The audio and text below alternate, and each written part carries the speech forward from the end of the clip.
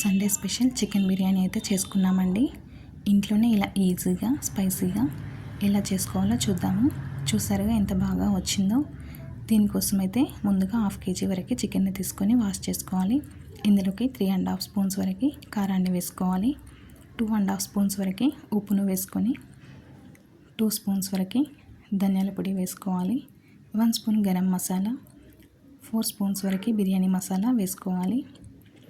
1 spoon పసుపు, కొద్దిగా సాజీరా వేసుకోవాలి. దీంట్లోకి లవంగాలు, యాలకులు, దాల్చిన చెక్క వేసుకోవాలి. 2 టేబుల్ స్పూన్స్ వరకు అల్లం వెల్లుల్లి పేస్ట్ వేసుకొని 4 స్పూన్స్ వరకు ఆయిల్ వేసుకోవాలి. ఇలా వేసిన మిశ్రమాన్ని అంతా కలిసేలాగా బాగా కలుపుకోవాలి. ఇలా కలిపిన మిశ్రమంలోకి పెరుగుని కూడా వేసుకోవాలి. పెరుగు వేసుకున్న తర్వాత మరొకసారి అంతా కలిసేలాగా కలుపుకోవాలి. కన్సిస్టెన్సీ అనేది ఇలా ఉండాలండి. అప్పుడే మనకి బిర్యానీ బాగా వస్తుంది. దీంట్లోకి ఒక నిమ్మకాయ తీసుకొని కట్ చేసుకొని రసాన్ని పిండుకోవాలి. ఇలా రసాన్ని పిండుకున్న తర్వాత మరొకసారి ఈ మిశ్రమాన్ని అంతా బాగా కలిసేలాగా కలుపుకోవాలి. ఇలా కలుపుకున్న మిశ్రమంలోకి పుదీనా, కొత్తిమీర వేసి 1 అవర్ పాటు పక్కన పెట్టుకోవాలండి. ఇలా చేయడం వల్ల టేస్ట్ అయితే బాగా వస్తుంది. ఈలోపు అన్నం ఉడికించుకోవడానికి స్టవ్ పైన గిన్నె పెట్టి వాటర్ వేసుకొని వాటర్ని మరిగించుకోవాలి.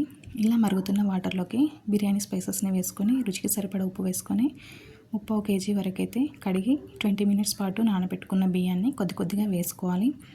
అన్నాన్ని 70% వరకు అయితే కుక్ చేసుకోవాలండి. ఈలోపు బిర్యానీ చేసుకోవడానికి వేరే గిన్నె తీసుకొని కరిగించిన నెయ్యి వేసి కలిపి పెట్టుకున్న చికెన్ మిశ్రమాన్ని అంతా ఆ గిన్నెలో స్ప్రెడ్ చేసుకోవాలి.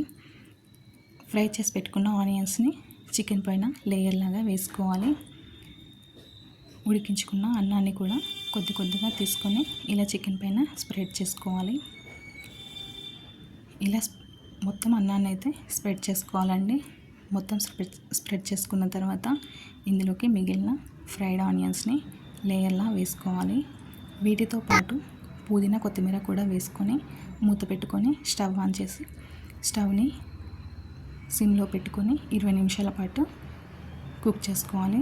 ఇలా ఆవిరి అనేది బయటికి రాకుండా వేటిని పెట్టుకుంటే బిర్యానీ అనేది బాగా కుక్ అవుతుందండి. చూసారుగా ఎంత బాగా వచ్చిందో.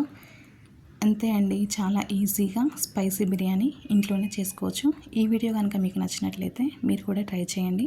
మీకు ఎలా వచ్చిందో కామెంట్ చేయండి. మా ఛానల్ని సబ్స్క్రైబ్ చేసుకోండి, లైక్ చేయండి.